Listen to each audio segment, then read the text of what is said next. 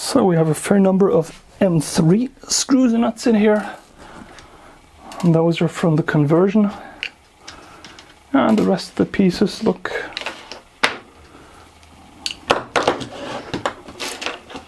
well, they look like a big mess. Okay, let's take some of this cardboard that he used as a safety precaution, insulation, RF shield, distance or whatever, and put this in here. I'll remove the last few screws that are still in here. And are still in here very well.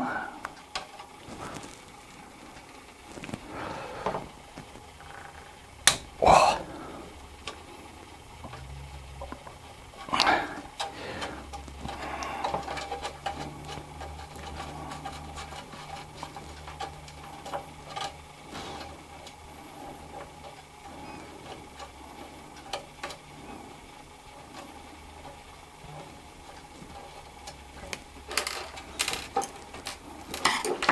I wonder if it would be a big effort just to convert an ATX power supply with a cable adapter to a board like this.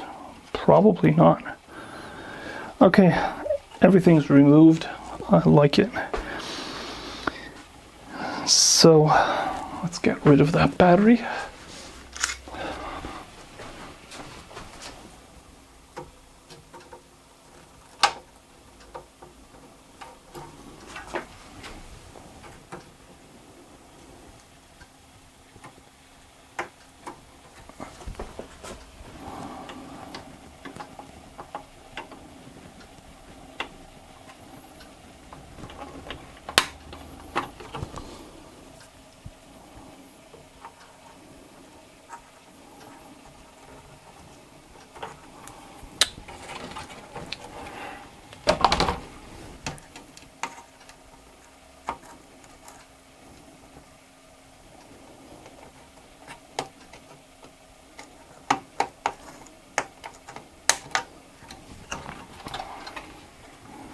So I'm cutting this off with leaving plenty of the connector metal to spare, just because that way I can get away with not having to redo those solder points, because those are probably, from all of these around here, the worst. And just for shits and giggles, let's measure the battery, because I've actually had one that was still holding a slight charge. So what are we getting here? 0.4 volt. There's actually still something inside here. Oh, it's not 100% dead. I can charge it. You can see if it comes back. Just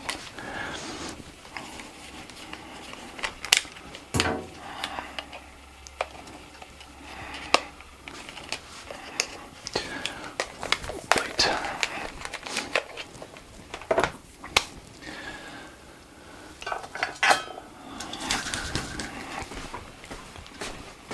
So first order of business, it's just give this a slight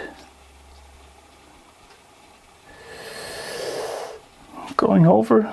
Some people have deoxit. I use K70.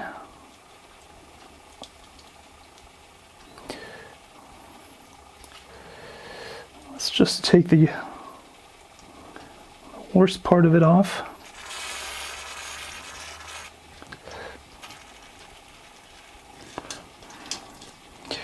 And we can use a bit of cardboard to clean this here. And make sure that the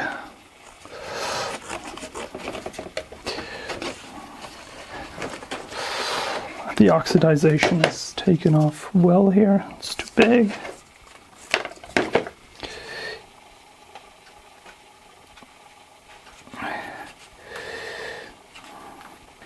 You don't want to take anything that is too harsh, because it'll just remove all the copper or all the, not the copper, it'll remove the silver coating or the chrome from the connectors, and you don't really want to do this. Oh yeah, that is coming off nicely. And then you want to get an old toothbrush, give this a nice scrub.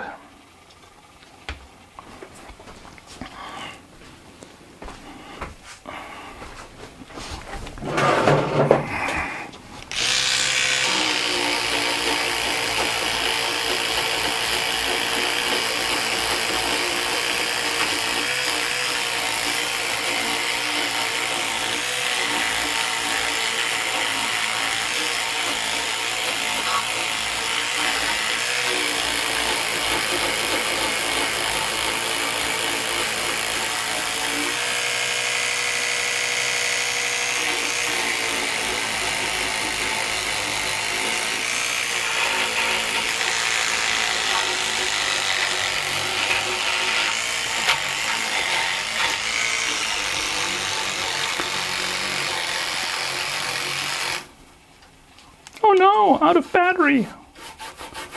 Ah, figures.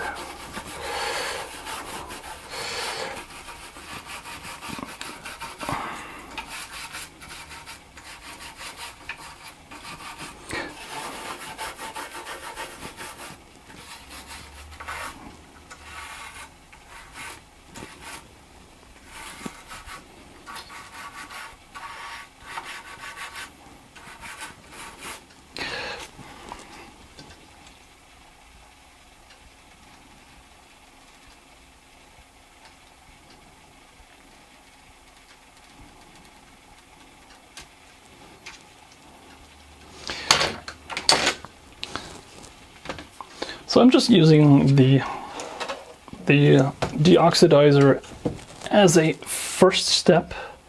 After that, I'm going to go for something slightly stronger. But this stuff leaves a slight coating on the surface, and that makes it a little bit better. So when you get at this with vinegar or some form of acid, it kind of protects the solder joints and the connections a little bit. But everybody does it a little different, so it's not that important.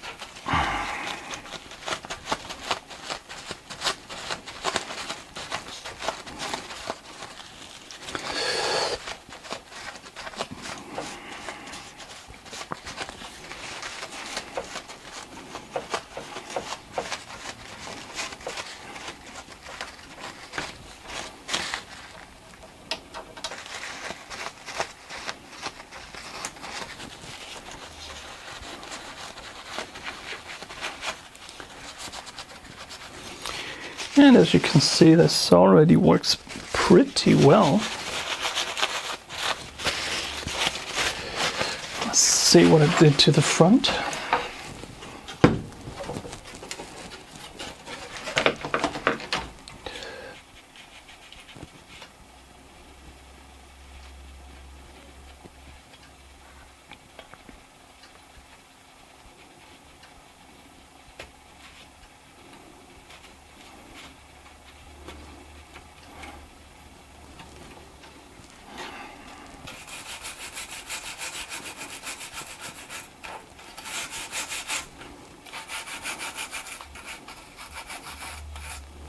I really need to get this charged.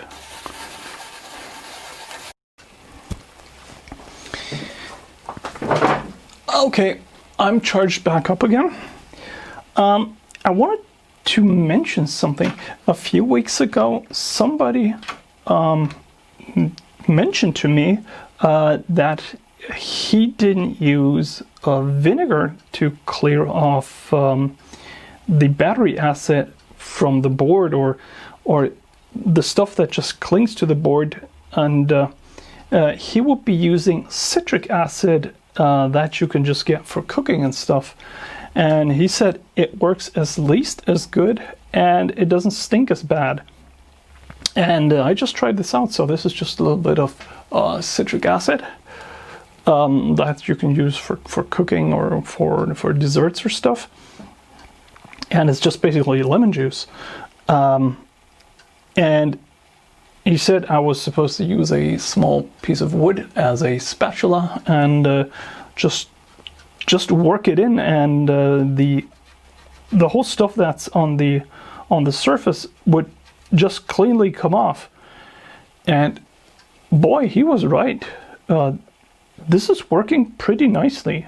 I've worked it in with the wood, and I'm now going to switch over to the toothbrush again, and let's see how this works out, because this is coming off in well, in big amounts, and when you clean it off, the surface looks pretty promising. So I kind of like it. So. And it honestly, it doesn't stink as bad as that household cleaning vinegar stuff does. So maybe this stuff is an alternative. Maybe not. If it eats its way all the way to the board, we'll know it's not. But for start, this did look pretty cool.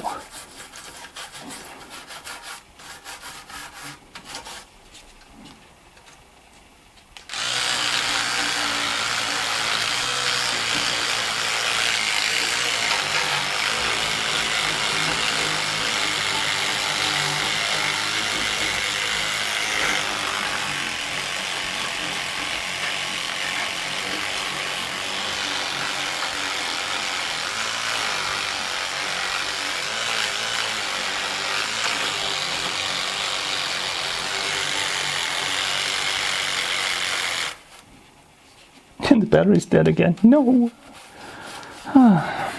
Okay. Manual labor it is.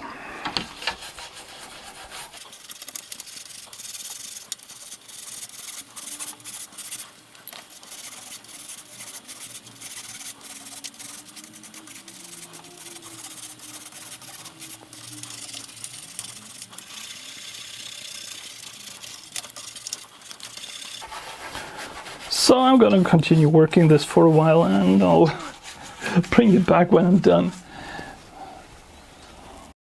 So here we are, just, I don't know, 15 minutes later or so. What I did was I continued cleaning this stuff up. Then I gave it some pressure air just to clean it off, make sure that there's nothing left on here, and it's just for a start now. I put the CPU back, and I put the ROM chip back that I had removed while cleaning it, and so let's try and start it up. I moved the power supply over here. That's pretty dangerous, but we'll ignore that for now. I do have the professional separation material we took from the build, and I've used it to isolate the power supply against the main board, just to make sure. I got the super cheap monitor that I'm always using for my own builds, and I don't have a keyboard. I don't know if this starts up without a keyboard. I think so, but I'm not 100% sure. Did I do anything else? No. I put the flicker reducer in here because I wanted to use the VGA, but I don't even know if this works with a VGA monitor, if it just has a plug.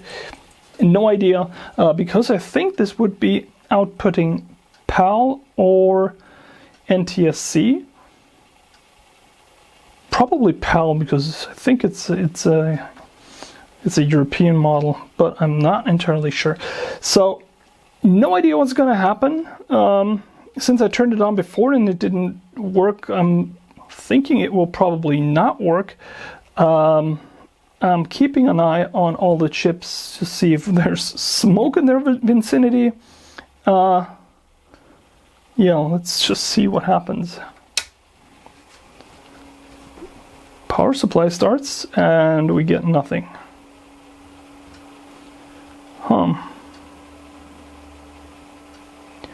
Nothing is not a lot. So, whoa, wait. I didn't touch anything. We do have the Commodore kickstart or the ROM prompt. Where did that come from? So probably the board works and there's something wrong with one of the add-on cards, or I had a bad connection because of the corrosion. And this is going better than I thought it would. What do I do now? What do I do now? I should probably start with the accelerator card and mount the accelerator card and see if it still comes up. That would be the simplest thing to do, the easiest thing to do, and it also makes kind of sense. Let's try that. So, powering it back off, removing the power. The accelerator card goes in here, so it needs a lot of space.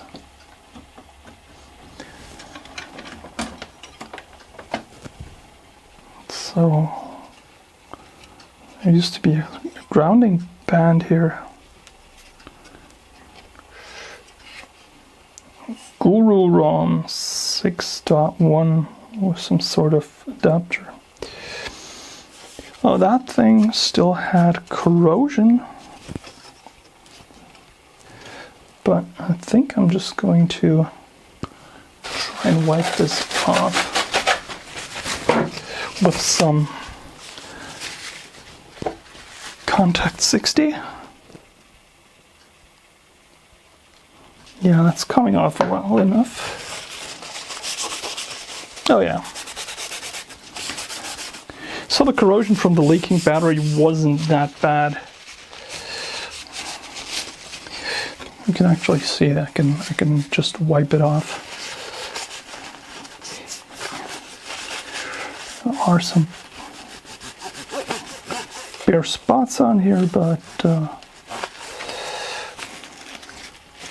nothing really serious. I just want to make sure that I don't get any of that corroded material into the freshly cleaned connector. That would just be stupid. Okay. Gotta get the power supply on the other side.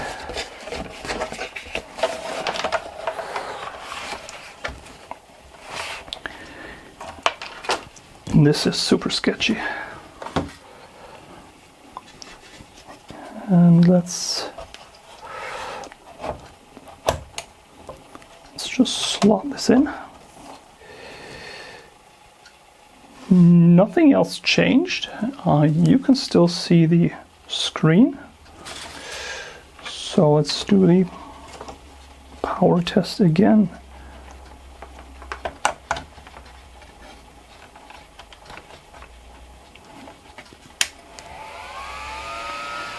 So it goes black instantly, which is okay because it does get some sort of sync.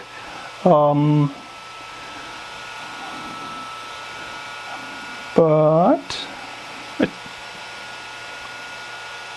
took a while before that. Well, let's give it a second. The fan is a lot louder now. I don't know where that is coming from. But nothing's happening. Why is nothing happening?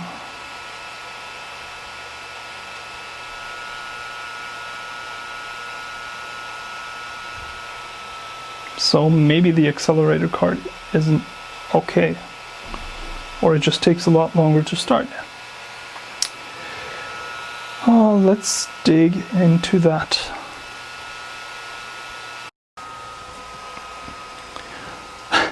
Once again, literally, I did nothing to fix it. I think. I've got the accelerator card in now, and I do have this strange video card in. No idea what it does, but it appears to be working of sorts because it is getting warm, so the memory appears to be refreshing, and it appears to be starting off its own ROM.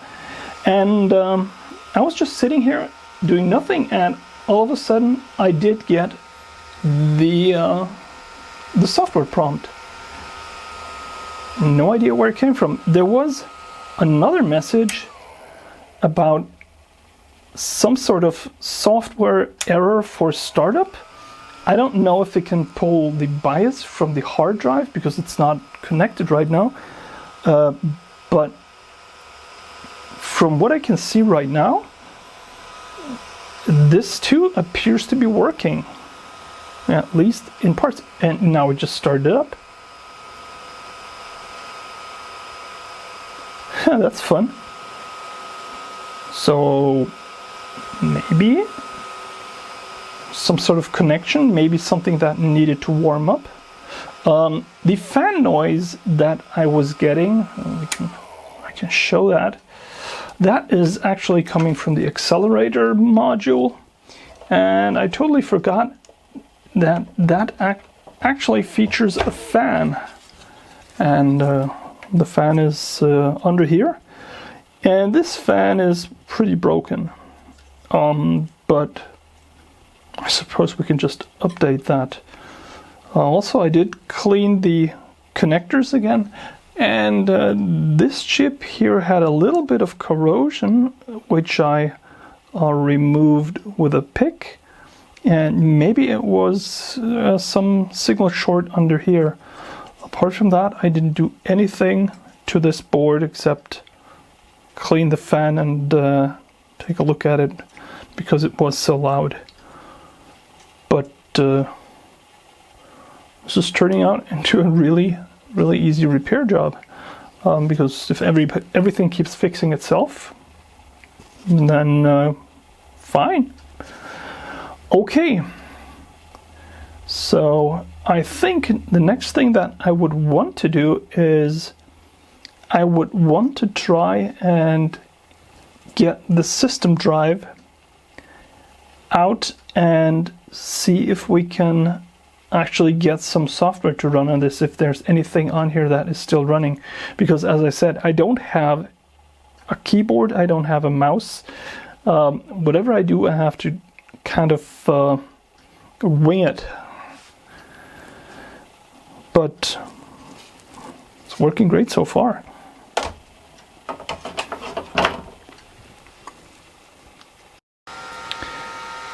So over the past hour, I've been able to coax a little bit more life out of this thing. at least one of the disk drives appears to be working and appears to be loading drivers. The error message that I'm getting here is devs monitor spectrum, program failed to load. I expect that is because something is missing, drivers are not properly installed. The whole thing is basically just standing on one leg, so I think that is okay. I'm going to take it back apart now completely and give it another thorough cleaning, and after that I'm going to decide if I'll set something up so I can have disk drives and maybe try and get some other stuff working. But for a start, it was a very nice unboxing of this machine. A lot of the stuff is working. At least it's not completely broken, and I think this is going to be a lot of fun making a case for this. So thank you very much for watching. I'm sorry that I really didn't get to do anything electrically with this. I have the soldering iron and the solder pump all heated up, but apparently it's not needed. So that's good too. Thanks for watching, and bye bye.